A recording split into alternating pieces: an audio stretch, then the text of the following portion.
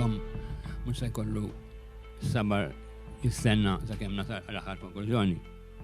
Nixtieq ngħid li jiena mhux interessat, mhux kompetenti biex nitkellem dwar l-istorja dak jagħmluh l-istoriċi. Interessat jekk jien nixtiex metodi ta' kritika strutturalista interpreta dak li ġara bħala parti minn destin ta' poplu ċkejken taħt l-akbar potenzjal qattrat id-dinja. Anzi, biex nipraga aktar xogħol, ir-riżultat ta' din il-lekċja taħdita se jkun inti somma l-Inter jew mal-Manchester. Inti mal-Ingliżi jew kontra l-Ingliżi għarra bil-fors mat-Taljani. Tiżessi ta' Malta u ta' barra. Ma ta' barra minn fejn tiġi.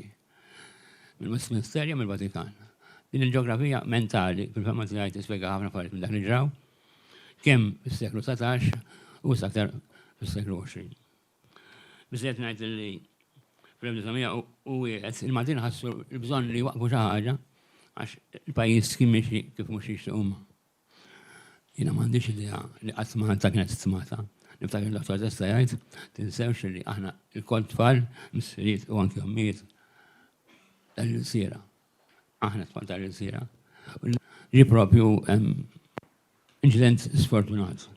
U ma jemmu mhux eroj daw. Mitu għax sparawlhom jew nqatlu inċidentalment. Dak huma eroj, dak għal darba Malta m'għandix eroj. Tinsewx. Għandna pajjiż li jekk hemm Dominic Xerri sparajna aħna wkoll fuq għajarnieh fajtna. Il-Dominic Xerri iwassal l-istess, il-Karwana l-istess, il-Marnarino l-istess, il-Mintof l-istess, il-Dimek l-istess. Għamilna kull ma stajna biex kif kien l-għapjalla kulinara fellu, għana poplu ta' msibaħ mitfija li ma li xarwet minnom namlu sforzu nġaw nitfuħ. Jena nitri ta' nis zaħar, etni kamerom issa, jindikaw dak li xtaq jagħmel poplu Malti u saġerdu punt b'ximot irnexxielu. San semmi ftit jekk permettu li fil-ftit li fadal. Nindika sena u x'sar dik is-sena. Ma rridx inkun monotonu, però se nipprova nikom idea kemm hemm ripetittività. Fl-1901 il-Maltin waqfu għaqda li tirrappreżenta il-ġovene Italja ta' Mazzini, ġovene Malta. Fl-1901 barra kollox jiena nqis li kena ġlida bejn l-Imperu Ingliż u r-riżorġiment Taljan li ħafna drabi ma nsemmu qatt. Ir-riżorġiment Taljan jispjega l-istorja ta' Malta fis-seklu 19, dak li ġara fil-lingwa, dak li ġara fil-kultura, dak li ġara fil-politika li hija jiftiem bħala adattament Malti tar-riżorġiment Taljan. B'xorta tajba ħażina ma setgħux ikunu pro-British missierietna għax kienu letterati u mmiesna wkoll. Kienu letterati. Kienu nisri ma jafux. Għalek kull kelma li għandek fil-lingwa hija kollox. Jekk għandek dar, għandek razzett, għandek kollox. Sa fejn twassal tasal biex għam twellet. Sakemm l-mos innaċi għodu miegħek. Rajtom il-braħlurat. Ma din hija Malta, jien biex jibda żebuċ. Ma din hija Malta. Kienhom pjan kif jibnu dar ġebra fuq ġebra, kollox utli, xejn żejjed. Memx għal swimming pool għaxem il-bahar. Memx għal fil-kabor għaxem il-pjazza. Memx għal Malta forsi għax miex rikonoxxuta. Però hemm aħna li naxxilna mis-siriet umijiet nibnu dal-pajjiż anki bid-dem. U dak li ġara fis-7 Ġunju huwa dem. Ekku inċidentalment jew le ma frajtiju kellhom imorru daw kollha kemm innielu. Fl-1905 waqfu l-Assoċjazzjoni Politika Maltese. Imbagħad twaqqaf il-Komitata Politika Maltese. Imbagħad Filippo Ciberras li huwa eroj li għandu jissemma u jsiru anke monument fil-fema tiegħi. Taw importanza kbira lil dak li kienet joffrilhom il-Gvern Ingliż u għalhekk marru l-Ingilterra biex jintakaw x'jista' jiġri. Lejn l-1919, bil-mod il-mod, lejn nervozizmu, mhux sempliċement ir-ross u l-ħobs, ma narax hekk jien. Dik il-kelma, dik il-astro, li faqatla, vera ma dik l-għum imdejqin, għamu kontra l-Ispanjoli. Għamu semmieta. Għamu kontra l-Franċiżi. Jinktib dram, darba jismu r-rawixta. Għamnuni, indunajt li jien fi xojti, mux sena ilu mux xojta, ma kont naf xej fuq xamlu l-Maltin taħt il-Franċiżi. U bkejt, waħdi. Tistudja, dan nies ignoranti stupidi. Jivvintaw rivoluzzjoni, jaqgħu ta' ċwiċ, jinqabdu ta' ċuċ, u jmutu. Kif jmutu l-eroj. Imma l-eroj li huma ċuċ ukoll. U mislitna, u mietna. Bos barajn, għaxa ngħidlek. Għax għandek dejjem sforz li ma rnexxiex. U l-aħħar darba, anke se Ġunju, se pontuha. It-telfa ta' 4 min-nies, jew kemm hemm, ma jtin għal xejn, għamlu l-qoddim ta' nassistu jekk inkorrett għal-effetti veri u propji tal-mantin li kisbu din il-batija. 1921, appuntu, ftit wara, ġara, il-Prince Charles ta' Wales fetaħ l-Parlament Malti. Duncan ma nistax ma semmiex. Għax 1921 kiteb poezija li ħuti Maltin narroti tal-Kostituzzjoni. Duncan kien jibda ħafna mill-politika. Anke Howard u Baħġar kienu imdagaw u kiteb privat diversi diskorsi politiċi bisimhom. Diskorsi ta' għadda. U l-klim li hemm fil-romanzi li huwa kitbu f'1922. Għaraw ftit snin biss wara 1919 se jseħħ kollox. Għandek ringira ta' snin li indikaw lil Maltin. Għalu jien daqsat ieħor, żgħir tikka daqsat ieħor. U nexxilhom. Jiena naħseb bħalli għandhom l-idea li meta tagħmilha mal-barranin. Għax hekk għadha ma semmi il-Malta u semmi ċokon tqanqas bis-sima. Veru? Kemm intom żgħar. U jiġri jekk istaqsejni jien jekk id-dar għandix kelb. Għandi kelb u qiegħed. U kemm in-nemusa għandi, ngħidlek għandi hawnna. Mela kemm għandi animal id-dar? Għandi xi 30 jew iżjed, skont kemm jaqorsok. Però għandi waħed biss li jgħod. Dawk il-numri żgħar insignifikanti, li ma ħafna u li ma ftit, dak waħda minnhom hija aħna. Tantu veru li m'għandniex ħlief il-każin tal-Ajkla, jew tal-Iljun, jew tal-Istilla, però m'għandniex il-każin tal-Nemusa, jew każin tal-Dubbina, għax għadna tal-Fejn. Dak iċ-ċokon li jussieħ, small and complete. Sħaħ però żgħar. Ma tagħna xira. Issetu anke bil-istupidament jew le, daħlet il-belt u ġeġġiġi, eċet emmek ta' il-mewt tibi. L-effetti veru propri, l-veru propri ma dawk li ġew qabel, anke wara, aktar mill-limitu ta' kienar.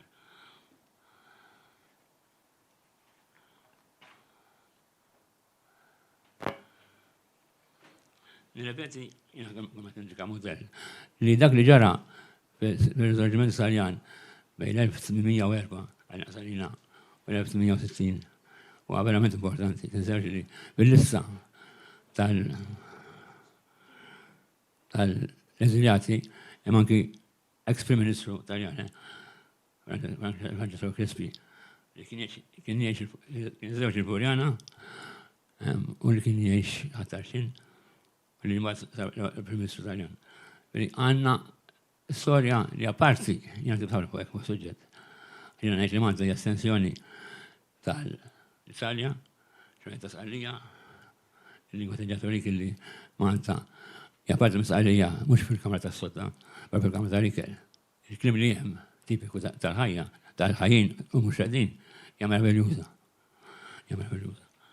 Hija dimensjoni oħra li probabbilment aħna qed nirrinunzjaw għaliha. Għaxbi, bras Sqalli equals Malti, H2O equals water. Għandek verament ċaġa li hija komposta.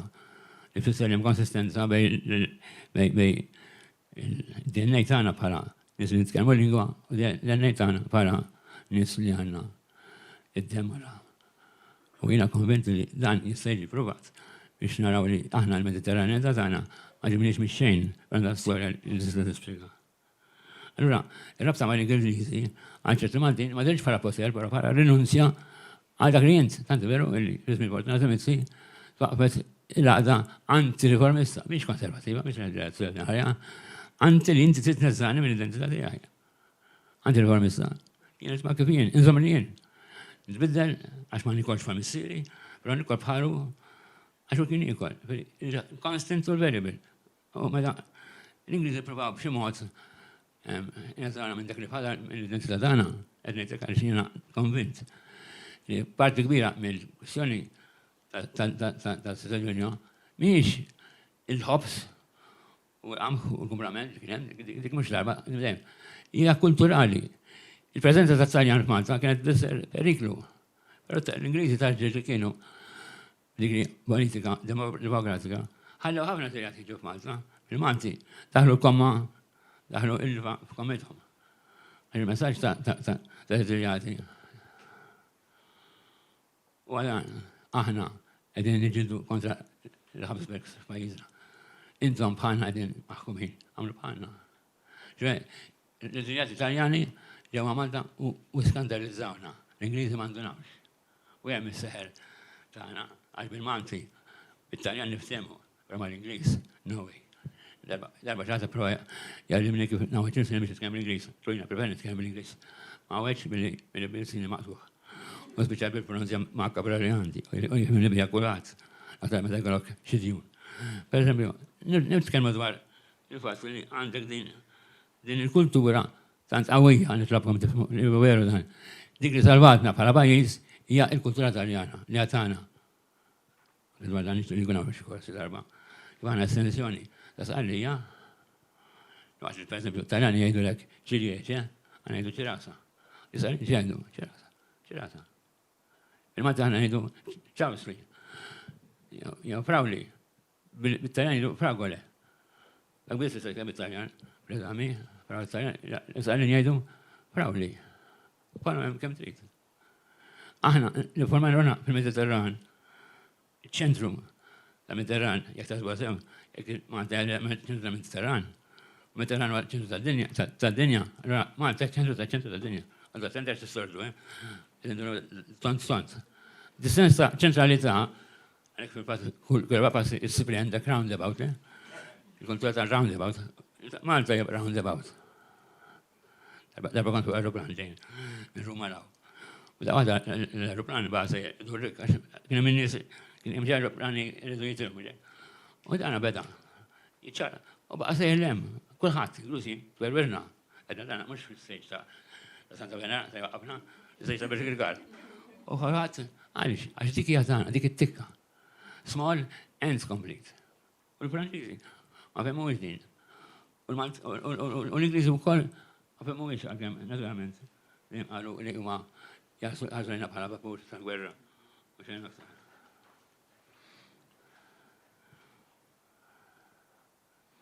Hemm tant mezzi tiġru, per eżempju, it-twaqif tal-Malti, Akkademja, fil-1920. Mbagħad il-tifkira tal-Sedu l-Kbir, 1927, daw kollha wara il-mewt ta' Sedu l-Kbir. Mbagħad il-tifkira tal-Sedu l-Kbir, 1931, l-għadda tal-Malti tal-Università, Bliffa u Bonnici, daw xtobba, għabur għadda tal-Malti għal-Malti. Tinsew, signori, l-Università tagħna. Għandna tradizzjoni twila ta' studi tal-lingwi, il-Latin, il-Grek, l-Ebrajk, Italjan, l-Ingliż, il-Maltin, il-Maltile. Meta tarrew il-darba Aquilina bħala kap ta' Dipartiment fl-1937 ma' Londra, ġab il-PhD, għamil gulat, u sar professur tal-Malti, l-Università. Il-problema tiegħu kien li ġustifika li għandu lingwa li ta' min jistudja, mhux biżżejjed. Department of Maltese and Oriental, għax kienu, languages. Għandek dejjem il-biża minnek stess. Sar fil-mera u tgħid kemm jiena ikraħ jew kemm jiena kera.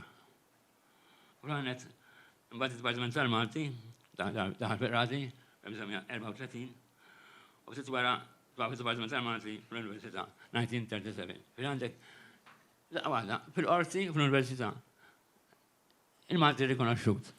Tgħid kif tara il-mewt tal-1919 ma' dan. Ja, però sar moħħ, meta bidilt il-moħħ bidilt u kollox. Meta bidilt il-ħsieb tiegħi. U naħseb bil-1919 importanti mhux biss l-lingwiet, għalhom manke għalli naħli u għedna isma, aħna ġan ninqas maħtjol. Bil-fat, titwara beda il-kompront veru propju, mux biex nċajta għed l-inter u l-juveja ma nafx minn kienem. Imma għed għax verament nemmen li bat, ġit il-gwerra u kien il-kompront il-kbir. Minn top fil-kisera ma boffa, boċ il-kbir. U l-kmitzi, il-kompront kien san għamlu, u l-roba ġit verament bitnej. Kellek il-frott ta' tant snin ta' tbatija kontra l-Ingliżi, kontra l-Ingliżi, u s-seġet il-Maltin versus il-Maltin. Żewġ partiti politiċi li jridu jiddeċidu ħaġa. Dik hija demokrazija. Konna maturi għas l-Ingliżi u anke. Għana biex mandakom xesijiet, nsemmi bis li fl-1922 nsemma l-għol darba l-Numanti. Ftit snin bisne wara il-1990. Imbagħad ukoll id-dikjarata il-festa nazzjonali tal-assedju. Nunkam stess b'dik il-Malti u ġi mażgur anke minn il-Prim Ministru biex id-diskorsi tagħhom. Jiena fil-fatt nixtieq naf hawnhekk ma nixtieq dak miżjed. Però nirrepeti l-istess Malta għandha tiġi malma f'termini ta' pazzi, ma uż aktar ukoll jew ukoll f'termini ta' filosofija. Ta' xi tfisser. U dan l-aktar għalina ħafna drabi il-fatt li nagħmlu aħna bħala nies żgħar trendina quasi inċerti jekk għad biex neżistu. Għamil żmien twil nissuspetta jekk Malta teżisti jew le, għandi teżisti. Tadux biċċajt forsi din il-frażi, jew bħala ċara idiosinkratika. Però ħana ċerti li ma għandix neżistu jew neżistu per accidents. U sibu li meta l-Maltin għamlu pass, għamluh bisbal. Għamluh bisbal. Meta il-rewixta kontra Franċiżi ma rnexxiex. Ma rnexxiex bil-brix. Inqatlu ġew sparati. Kien hemm diarju, ma nix prova minnu ma tfunin, però minnu ma aċċettati by elimination. Ma tfunin taħt il-kandidata ta' Kupulju. Kenna evidenza ta' diarju kien jidher li Walter Ganada l-appellu. Kien hemm Malti li kellu diarju ta' Franċiżi. Ġiet il-gwerra, waqt id-dar, diarju ta' Franċiżi, u mitsidu miskulat. Prova, xi darba li aħna produċejna roj, l-istorja ta' Malta ma tagħniex. Mux bis memx nisa, assolutament ma jidrux nisa ta' Malta. Mim daġawna kwark. Imma il-Maltin, anke l-ġil, li saru eroj, kienet tkun l-istorja li tikkalpestom u tgħid li mhux veru. Ġifieri naħseb jien il-tifkira tal-3 Ġunju importanti għax tindika ħafna affarijiet. L-ewwel, il-Maltin kellhom lingwa jekk miktuba hija Taljan li ma mifhuwiex, però tagħhom jekk mitħatta tagħhom biss. It-tieni li l-kultura Maltija torbodhom ma' reġjun akbar. Allura jekk bil-Malti ma tistgħux jirrappreżentaw ruhom inda bit-Taljan u ġita beġġiż bejn Taljan ġifieri Malti u Ingliż ġifieri poter. Dik il-lingwa dik il-dualità hija interessanti biex tispjega Malta. Speċjal biex imbagħad rebħet bil-konfront bejn Italja u Ingilterra biex Malta l-assir Taljana u l-assir Ingliża u s-sir Maltija. Tama. Għandna storja li anke b'inċident lider lokali, sempliċement f'Malta, huwa parti ma nafx minn semma jekk hux Paul jew oħrajn, li għandha dimensjoni internazzjonali. Malta ma fiha xejn speċjali, mhix aħjar, mhix ħar, però normali. Dik normalità tista' xi drabi titmut anke biex tikseb pass li kull ma jagħmel huwa li biddel il-ħsieb. L-1919 fil-Maltija qudiem il-politika Maltija għadha dimensjoni differenti, però dak huwa suġġett ieħor. U nista' tagħmel